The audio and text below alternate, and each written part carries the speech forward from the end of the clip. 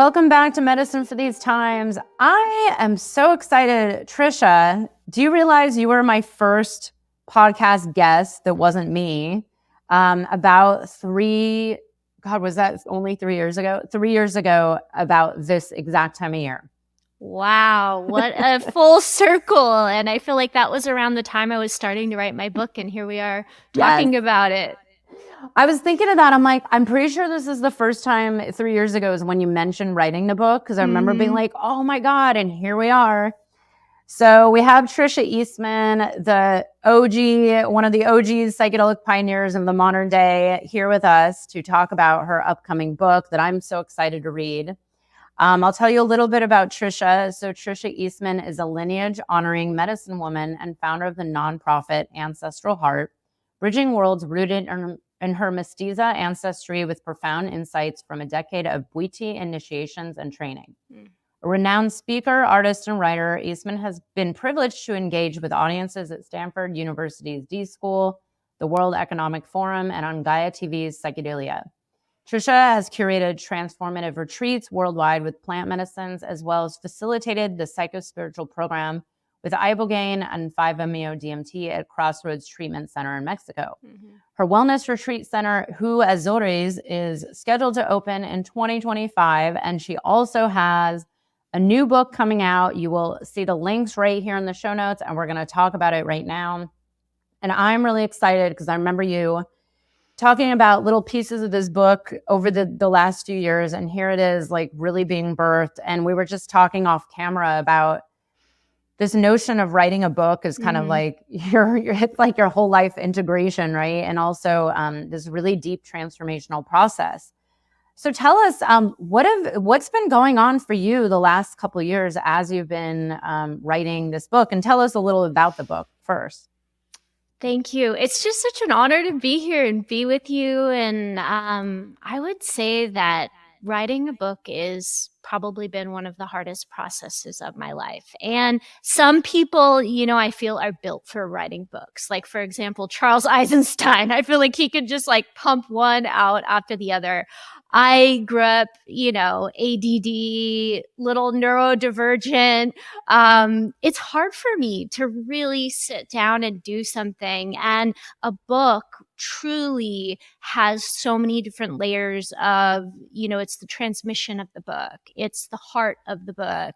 It's the storytelling within the book. It's the bridging between the different pauses within that. And then there's also the selling of the book and making it in a way that it would be saleable to a publisher and to the public. And so it's just so many different voices and so many different needs, and balancing it all, I feel like has been just such incredible learning for me.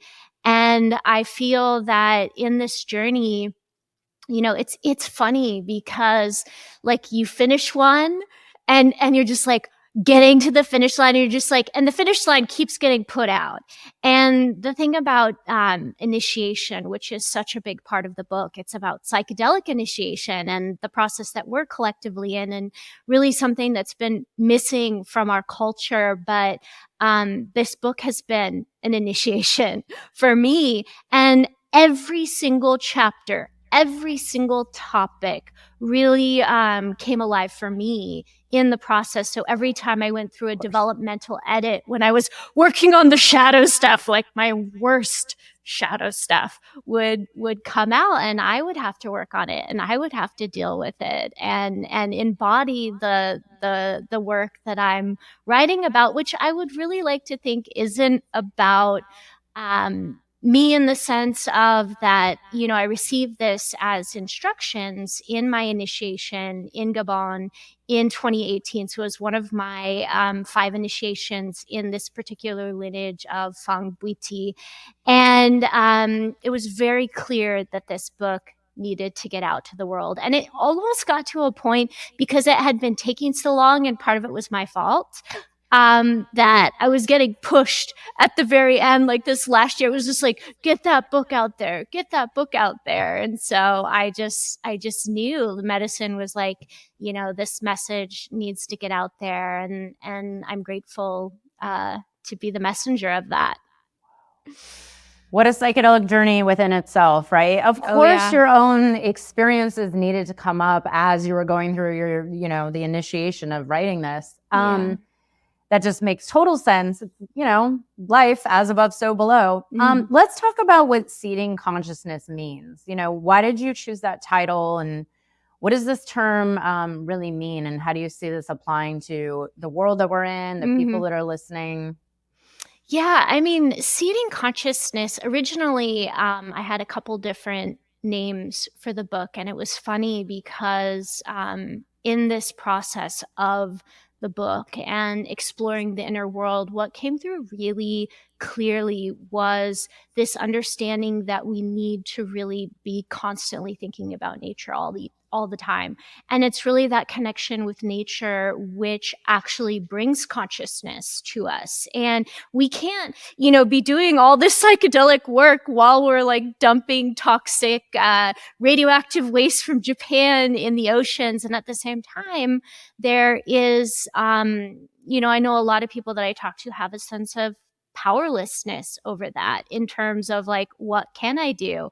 And so the term seeding consciousness is really about the understanding that when we plant seeds in our psyche and we nurture them, they become something beautiful and fruitful in our lives.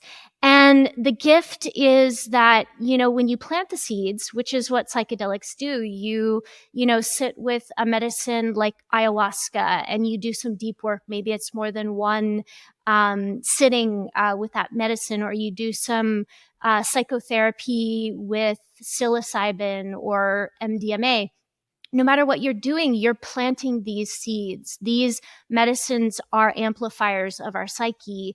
But we have to actually do the work to water these seeds, to nurture these seeds, to actually face our own shadow, which is essentially the weeds that we have to, kind of like tend to in the process. And it's a very complex process that I think goes beyond like human understanding. So when we are seeding consciousness, there's a deep alchemical process.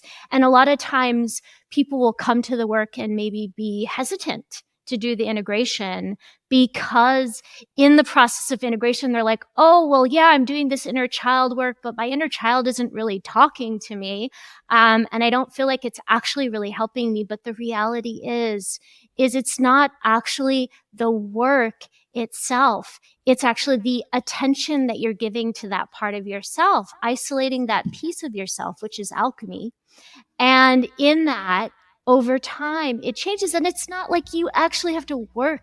It's not like you actually have to do anything. And that's the gift of it, is that in a lot of these practices of seeding consciousness, we can unexpectedly encounter grace, where we have these spontaneous healings.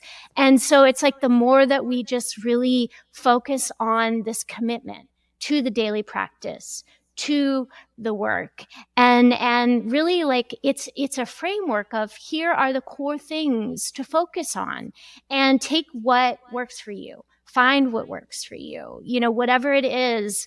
And there's so much out there. We have like this insane, I'll say the word cornucopia of different healing modalities, everything from psychedelics to breath work to, contrast therapy with hot, cold, and all of these things have different pathways and ways of awakening consciousness. And so when we find that formula within ourselves, we can really unlock this deep unfolding. And the title itself came from a post I saw on Facebook from Alex Gray.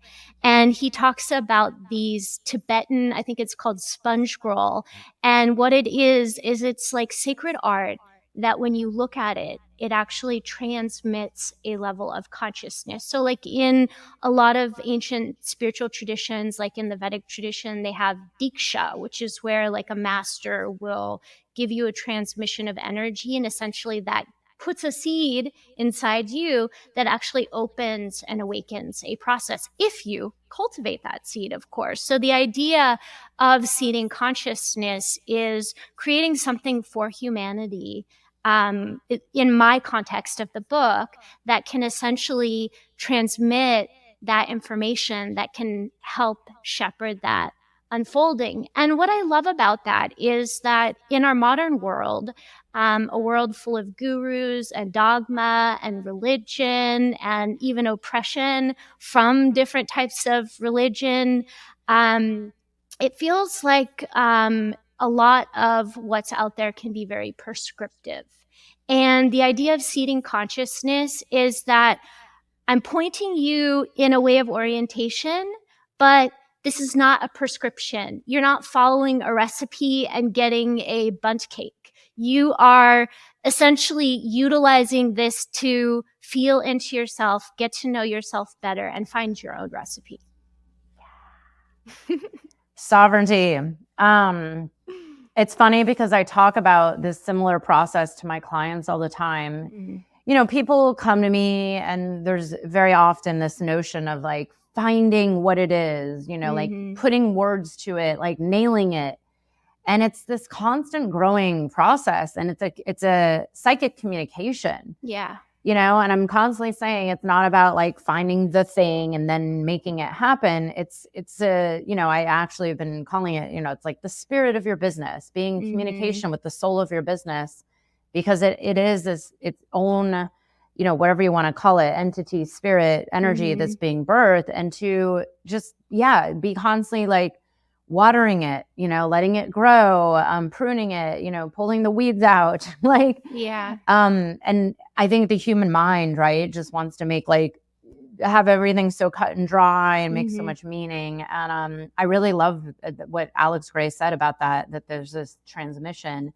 Yeah. And, you know, like you said, the intention, if you're willing. Mm-hmm. So I'm curious, who is this book for? Is this for maybe people who are like newer on the medicine path, or experienced people, or people who know nothing about psychedelics? Like, when you wrote it, who did you have in mind?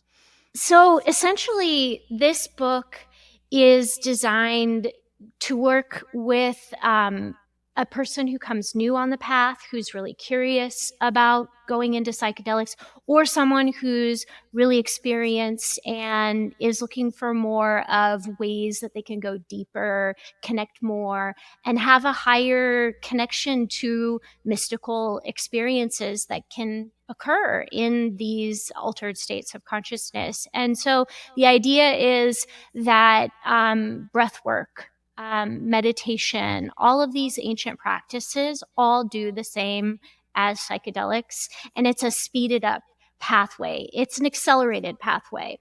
And essentially what happens is when you apply these principles, you can apply them with or without psychedelics. So I would say it's for anybody who's on the spiritual path, who's doing work, anybody who's had any kind of difficult experiences, especially doing the work, because I think it just gives great context and great understanding. And a lot of the things that I talk about, which are about like ancient ways of how to connect to the soul. And I talk about this idea of soul kintsugi, which is this understanding of, you know, in the ancient art of kintsugi, which was how broken pottery would be reassembled with gold, and it became this incredible artistry where if something was broken and reassembled, it was actually more valuable. And so it's this way of understanding how these processes truly work, and also being able to give yourself the patience, the space to be able to do this process, and at the same time not feel like you're going crazy, which a lot of times I will admit that I have, even myself. Oh my God, I love it. And, you know, I really love that you brought up this idea of soul kintsugi, and also the word initiation. Mm-hmm. You know, it's been so interesting that there's so many people being called towards psychedelics, or looking for other ways of healing, or non-ordinary states, or these kind of, you know, ancient yet new to most of the mainstream modern world, that people are looking for this. But then so many people are scared of that, right? Like, oh, the Mm-hmm. word initiation, and I don't want it to be hard, and I don't want to go through the darkness. I just want to feel better. There's Mm-hmm. that kind of instant gratification of like, I'm depressed, I want to feel better. Mm-hmm. How does your book, go into this, and also into this idea of working with the soul, and how the soul is maybe, soul parts called back through these kind of these processes and the integration? Do you talk about that as well? Yeah, I mean, I talk about all of that. I mean, Mhm. it's a big answer to the Mhm. whole question, but I would say that this idea of initiation is something that's really missing from our society. And the reality is that collectively, we have so much ancestral trauma that has amassed over generations. And a lot of the fear that we experience, the fear of death, the fear of dying, is a false belief system. And so until we actually go through that process of an ego death through a truly properly set up initiatic type of experience, and where we have the proper integration for that as well, because those experiences can also be very hard, but we don't really understand who we are. So essentially we have, we all have an ego, and our ego is like our base operating system that keeps us alive. And because of our conditioning in society, ancestral trauma, and our parents, and the conditioning that they left behind with us, whether it's, their own personal conditioning or something that societals, for example, growing up during the Depression, these things essentially get passed on and get embedded into this egoic template. And so we have these different core cycles. Mostly it's developing between the years of 0 and 7.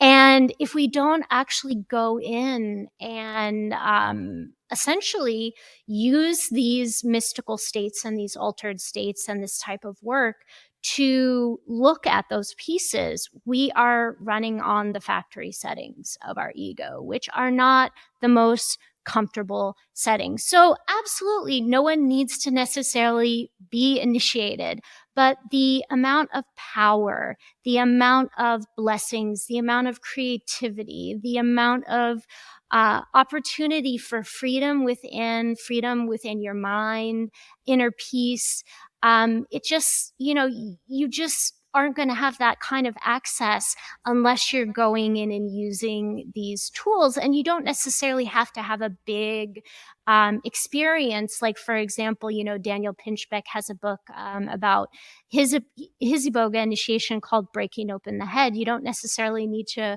break open the head to have these realizations, but I do feel like there has to be some kind of experience that breaks through the clouds of that fear, breaks through these feelings, so that you have that inner understanding of the truth that we're all immortal beings, that the soul lives forever. And essentially, my teacher, one of my teachers in Bwiti, is Master Atum Rabinga. He passed last year. And one of the things that he said, and I truly believe, is that the soul never dies. It keeps incarnating. And each incarnation, it comes to learn specific things. So Earth is a school.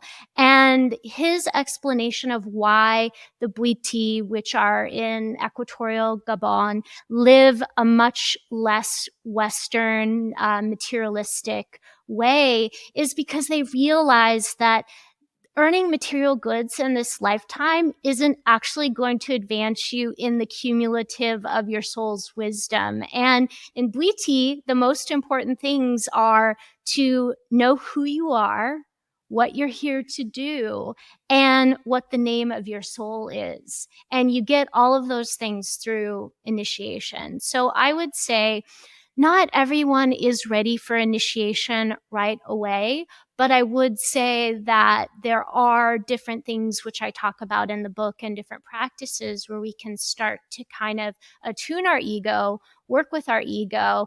And what that does is it gives space for the soul to lead. And essentially, one of the initiations, which is an initiation I've actually done 3 times, it's called Mumbayano. And the Mumbayano is your soul. And essentially, you, the whole like mission of this initiation is to meet your soul and to get your soul's name and to receive information on your soul. And what's interesting that I've learned, and this is something I talk about in another chapter in the book, is that all the archetypes, whether we look at them from the place of astrology, whether we look at them from like a more modernized system like human design or gene keys, or we look at it from like a Jungian or Joseph Campbell, kind of framework.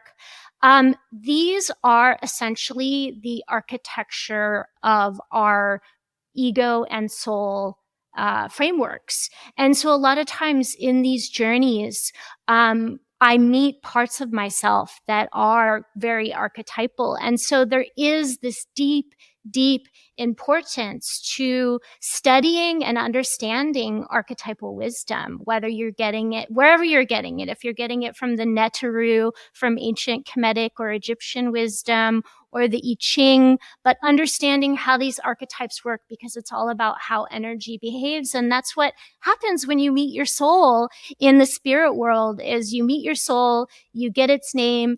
And many of us have many different archetypes that are part of our soul and have multiple names. And these are truly the parts of us that are our gifts that we're here to give the world. This is so beautiful, because I was going to ask you about how the work with Iboga and the Iboga initiation fits into your book versus, let's say, like, I don't know, MDMA or, a small dose of psilocybin. I'm curious about that, and also about this idea of getting your soul's name.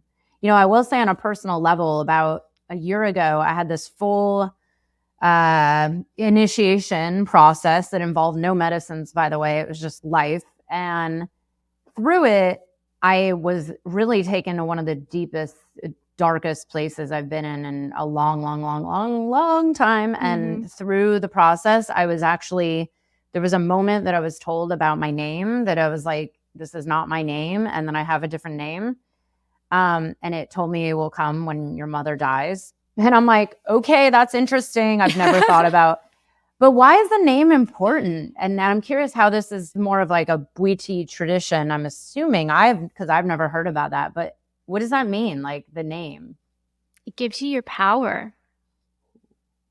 I love that. Yeah, it gives you your superpower. Yeah, the more that you understand who you are, the more power you have. And even in ancient Egypt, like in the stories of, the Neteru, if you knew the secret name of that particular Neteru, they would essentially serve you and give you their superpowers, essentially. So there is something really historical and profound about this understanding of our soul. And on the other side of the coin, I'll say that your name here in this incarnation has a meaning and a purpose. And I think the meaning of your name in this incarnation is also really important. Your last name, your first name, your middle name, because that actually has clues as to who you are in this lifetime.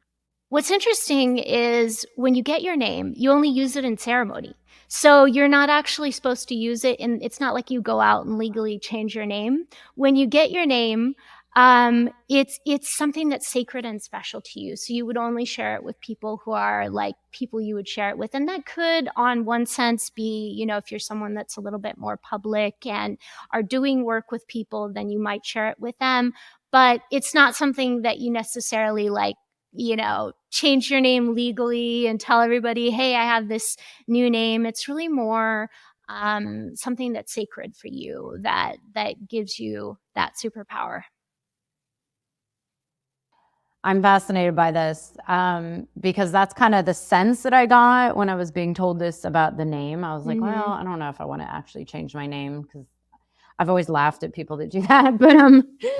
But but hey, who knows? But yeah, it's like this kind of archetypal power, right? Like really knowing your soul and what it's here to do in this incarnation. You know, it's interesting that you bring a lot of this up. This has come up so much, especially the last few years, as I believe, and I think I'm assuming everyone's kind of in agreement at this point that we're in this larger collective initiation on planet Earth. And if, you know, maybe if people don't see it, they probably will eventually.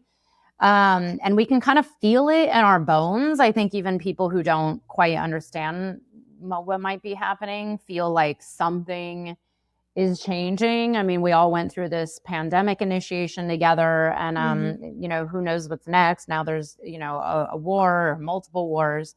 How does this help us navigate this life, you know, as a human during this kind of what I constantly am like, why did I ask to be born during the Kali Yuga? You know, like, how will it help people during these times that we're in, you know, navigate just living a good life?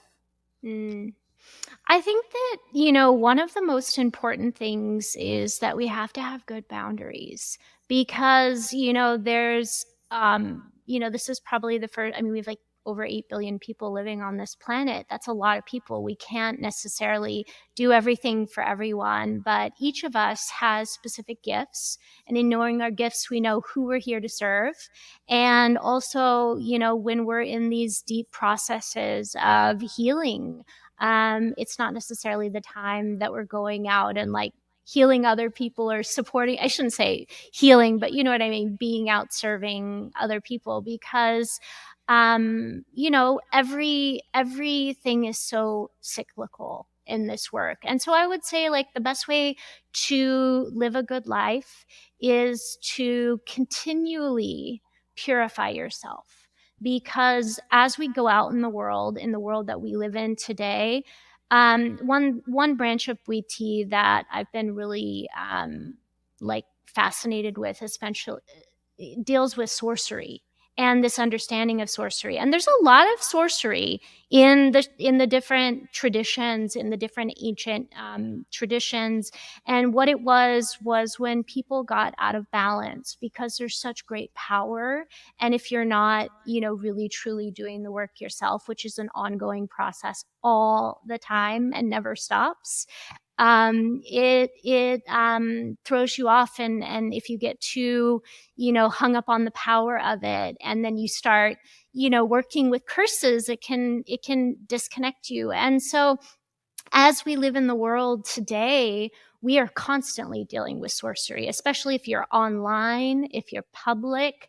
There are curses being sent at you, and it's not anything like conscious, it's all unconscious. And so I think the most important thing to understand is how we clear ourselves on a daily basis, how we have that awareness of those times when we're off, like what these things actually are. And you know, it's not that we're victims of everything that's happening in the world. It's like the more consciousness we bring to everything, the more protected we are. It's like you know, it's like if you're walking down the street and you're not paying attention and you trip and you fall, you know, you opened yourself up to that because you weren't paying attention. And so the more conscious we are in our life, the less whacked we get by all these energies that are out there and can potentially reach us if we're in an unconscious state. And that really comes from, you know, really cultivating a state of presence. And then also, I think it's like this constant purification process. And in all initiations, in almost every tradition I've studied, usually there are a series of rituals that purify you before you even work with a sacrament like iboga or ayahuasca, or, you know, depending on what tradition it is, of course. And when you do these, it's usually bathing rituals. It can be different kinds of spiritual practices. It can be in the Mexica tradition, which is my ancestry. from my mother's side of the family, the Temescal, which is also known as the sweat lodge in North American indigenous cultures. And so these are all different ways that we essentially purify the toxins out of our body. And I believe, just from like a spiritual, mystical way of moving in the world, that, we live in a toxic world. And everything starts in the mind. It's toxic thinking, but it's also the food that we eat, the water that we drink, the air that we breathe, being in a city, being around a lot of Wi-Fi or different kinds of electromagnetic frequencies. And so the only way to really truly keep yourself pure, and think of keeping yourself pure not from the sense of purity, but from the sense of like, how do I keep that connection open between my soul? How do I keep that plug unseverable to where I can constantly be in dialogue and be getting the instructions from my higher self to be able to move throughout the world and maintain that synchronicity and flow in life? And that's really through those two things, is that purification and discernment, which is really, using a lot of the tools in the book.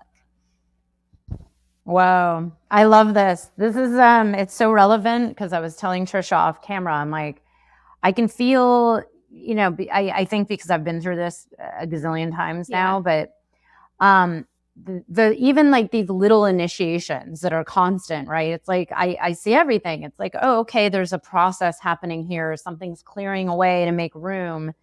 And to really bring presence and that consciousness to it, and to, not want to run or make too much meaning or have to figure it all out, but to really work with it and be in conversation with it and know that, okay, like this is part of that prayer of the purification of being a channel, like being, and I this is something I teach to my clients constantly too, around being that channel, use me as a vessel for, like what am I incarnated here for? What is this, the purpose of it all? And I think, there's so many people struggling making meaning out of the world today, people maybe who don't have a spiritual practice, or who are not very connected to earth and source and themselves. And like you said, like there's stuff coming at us from all these directions, and it's even, it's not conscious, but it's there. And so many people are just so affected by the amount of energies there are right now.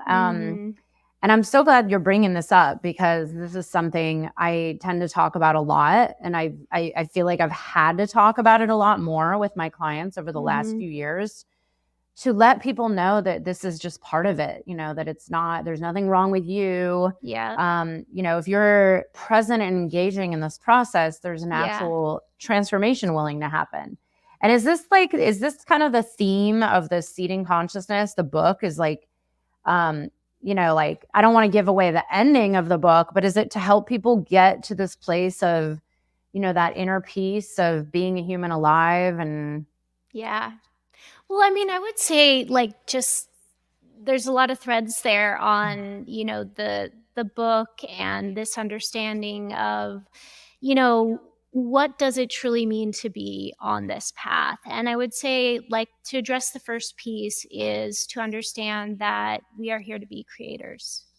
We're not here to heal ourselves. We're not here to, this incarnation, like I said, is minuscule in relation to just the greater design of everything. It's just like a grain of sand in, this massive ocean of consciousness. But really, ultimately, why are we creating? What are we creating for?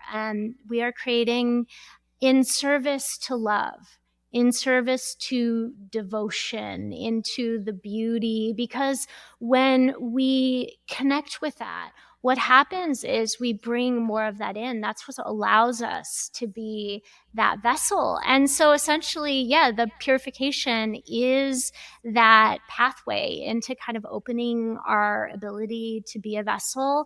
And, there really is no getting there. There is no like, oh, now I'm a master, now I'm XYZ. It's like constantly a process of practicing. And there may be milestones that you reach, but those really are not milestones that would even be like confirmed or celebrated in the modern world. They would be celebrated within yourself. And just because you reach those things doesn't mean you end suffering. If anything, going on the path, you learn to be more resilient to the things that happen. And this is a game of mastery, meaning that when you go to the next level, the next test sometimes is harder than the last test. But the reality is, the more that you hide from it, the more that you hide from your own power, that's when you're going to be depressed. That's when you're going to be unfulfilled in life.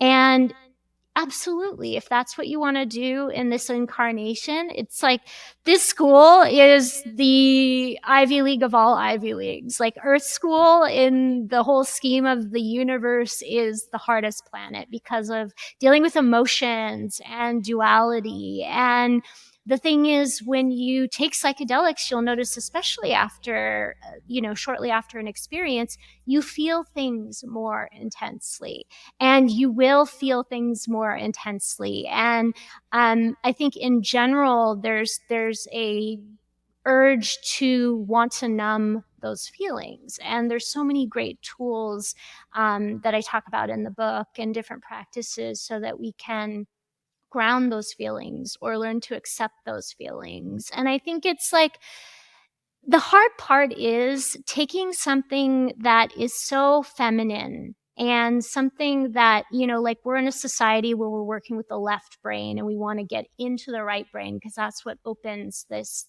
mystical aspect of ourselves and this creative aspect of ourselves. So even the idea of like reading a book is very left brained. And so I like to say that, it's more in how you approach it and the intention, and that can actually open a doorway that goes beyond what's written. So beautifully said. And I love that you just pointed out something so wise where I was like, yeah, that's it. Because again, this comes up for me. I have to remind myself all the time. And I do this with clients constantly because, when you work with clients for 12 months at a time, you see everything. It's not just business. It's not their career. It's life. It happens. And there's always initiations, especially with people on this deep path of service and medicine work. It's like the deeper you go, it almost is like, oh, the new test is even harder to build up that resiliency to be able to better serve. So I'm glad you brought that up. And I think a lot of people who are starting to work with psychedelics maybe don't know this, and then they think, well, I don't understand. The psychedelic was supposed to make me better and it's made me worse, and it's like the purification. And yeah, I'm glad you bring this up because I think it's something that if I could tell the whole world one thing, it's like if everybody on this planet could understand that, maybe we could actually get through this time, and on a positive note, which I still think we can. Yeah. We will see. But actually, I'm curious to know what I had asked about earlier, where, a lot of your work, I know a lot of your work has been with a variety of medicines over the years, but, you've done these deep initiations with the Bwiti and worked with these indigenous peoples from all over the world. And then, this book maybe is going to be sold to the soccer mom who's just starting to microdose. Yeah. How does like that work on the iboga is like no joke, right? Yeah. How does that apply to someone who's maybe taking a gram of mushrooms or working with MDMA or just going to ketamine therapy? Is this like as above, so below? It's kind of all the same. Well, it's interesting because one thing that I see with the work of initiation and Bwiti is kind of what's missing from, other things that I've seen in the space. And it's just really core, simple things like this understanding of how to connect to your soul. this understanding of how to work with the ego, how to talk to these different parts of yourself, the inner critic, and how to work with that part of yourself and have that dialogue and that conversation.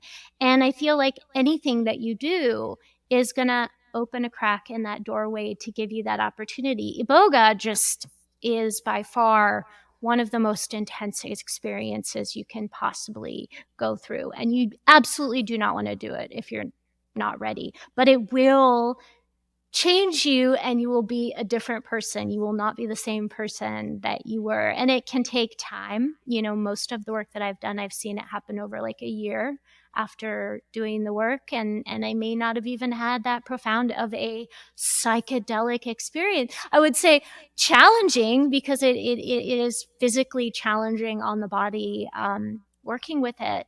But for example, working with the ancestors, you know, if you were a soccer mom and you started microdosing, and, you know, I would really go into this understanding of the intention of why you're microdosing. And in starting this microdose, how are you microdosing? And it's really simple to set an intention. But what about the idea of bringing in ritual, lighting a candle? And in Bhuti, whenever you introduce yourself to the spirit world, you always, and this goes for other traditions that I've experienced as well, you say your full name, your mother's full name using her maiden name, and your father's full name. And then you can invite in any other ancestors that you know, like maybe it's your aunt, like some aunt that's passed away. And when we call in the ancestors, like literally my understanding is that your past 7 generations of ancestors are essentially standing behind you, and their job is to make sure that you do what you're here to do, which a lot of times is healing things that go back into that ancestral lineage. And so they're there to help you and support you, and they're there all the time. And I think the biggest thing that I've noticed for myself in going down this path is I always felt unsupported. And I realized that the spirit world actually has whole entire team of support that's there all the time. It's like the Verizon commercial, you know, with all the people who are the network.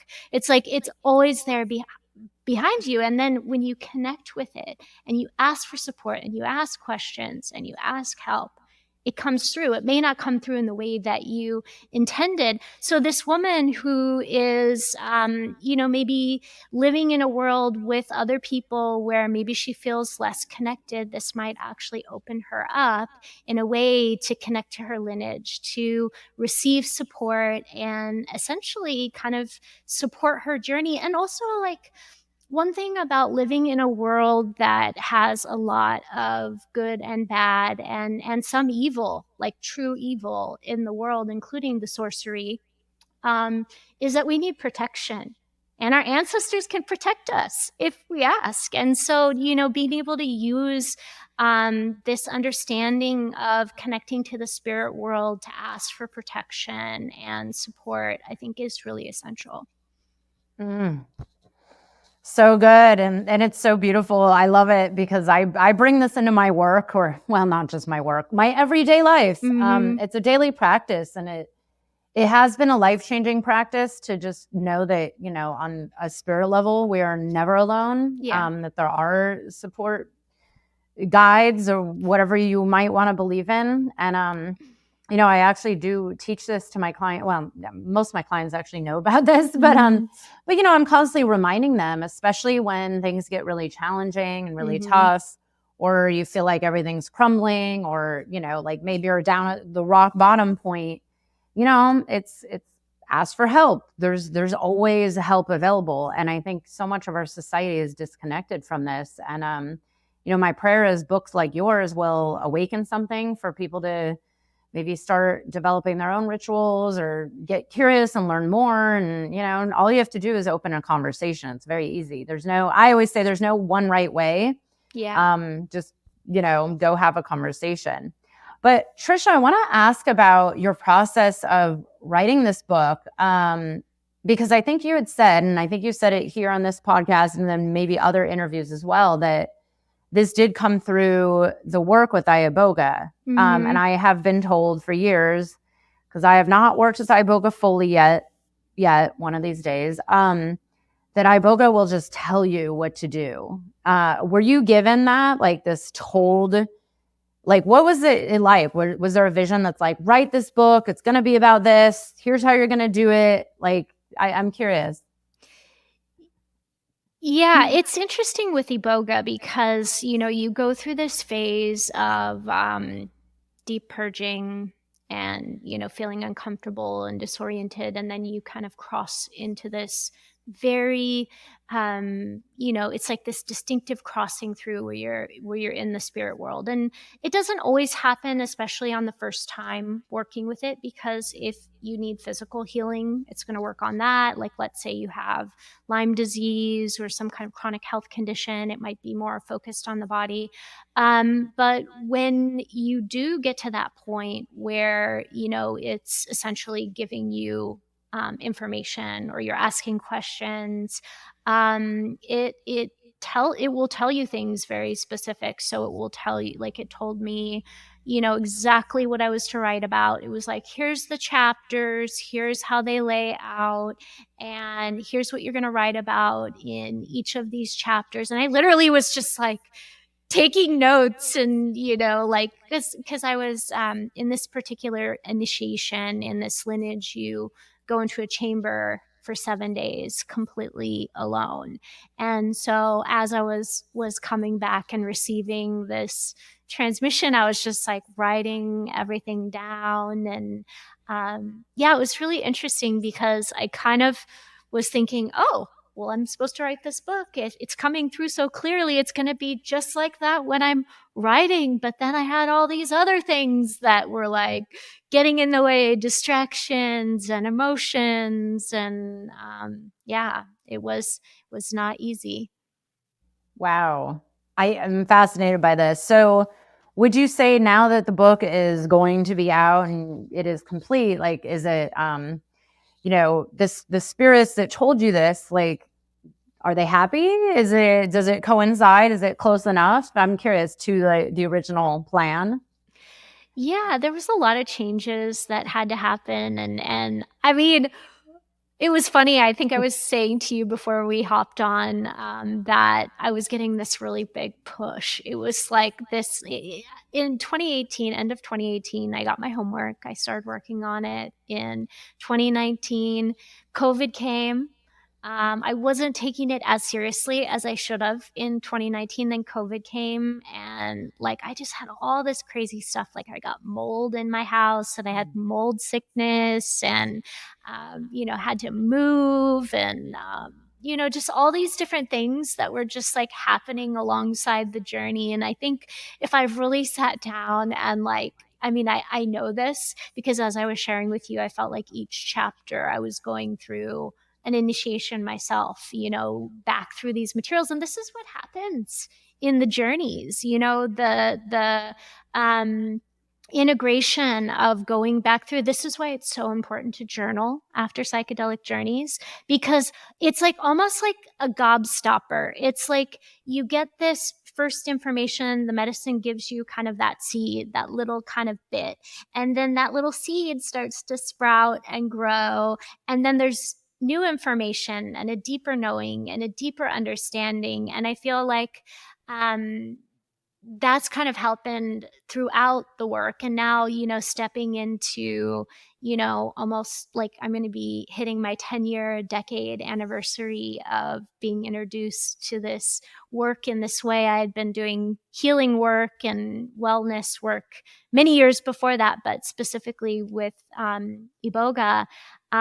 It feels like there's almost like this mark of like going back and kind of reevaluating everything. And when I look at myself now, and even just like old podcasts that I did like in 2017 or that, I wouldn't think that I've grown as much as I have. And I love that I'm able, to do that. But I think the same is for anyone on their individual journey, is like this writing of everything, and creating things in a way where you can go back and look at it and kind of reflect and write more and add notes. And yeah, it's just such a incredible experience. And I understand why it was my integration, because it actually like anytime you embark on a creative journey, it's like really about facing your deepest parts of yourself, which for me was, you know, the inner critic, which was like, your work sucks, you're not like smart enough, you're not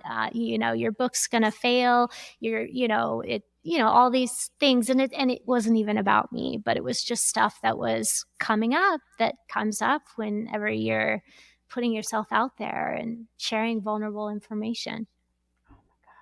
Oh, such a deep journey. And I'm so glad you broke through that and got this out there. It's getting out there because it's necessary, you know? There's no such thing as perfection, and we all have these voices. But yeah, you're right. Like, we're here to be creative beings, and this is our medicine. Every single one of us is here for something. And it's time, just bring it forward.